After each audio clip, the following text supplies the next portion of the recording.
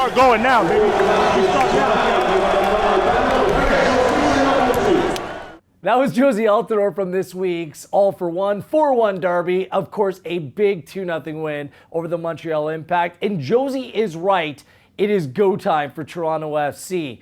After weeks with players away on international duty and players out through injury, it was almost as if Toronto FC was treading water for the time being. But as the summer months and the weather gets that much hotter outside, the expectation is that TFC heats up as well. Through 20 games this MLS season, Toronto FC still sits in a playoff spot, 7th place in the Eastern Conference. Speaking to Greg Vanney just a few weeks ago, entering that final stretch with the players away at the Gold Cup, he said to me, if we can pick up at minimum 4 points over the next 3 games, then we're going to be in good shape and potentially put ourselves in a position to go on a run like we did in 2016. The 20th game, both in 2016 and 2019, both marked by an emphatic victory, 4-1 win over DC United 3 summers ago, and of course the 2-0 victory on the weekend, which kind of completed that first juncture of the season for Toronto FC.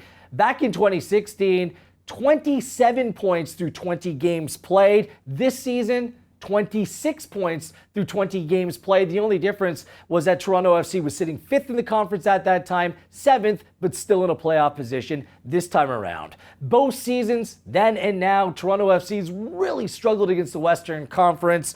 2-5-1, just 7 points in 2016. This season, just 1 lone win against a Western Conference opponent and 5 points through 9 games played. Of course, that needs to change, flip, turn around if Toronto FC are going to climb the table like they did in 2016. Of course, TFC ended up in the MLS Cup final that year, going on a phenomenal second half run, which was marked by changes to the team. Toronto FC promoted a youngster in Raheem Edwards to the first team, kind of like they've done with Jacob Schaufelberg this time around. They brought in a veteran experienced player to fill a position of need. That was Armando Cooper in 2016, Omar Gonzalez this time around, and bringing in a different type of attacking player, some pace, something that they didn't have. It was Toss St. Ricketts then. It is Erickson Gallardo this time around.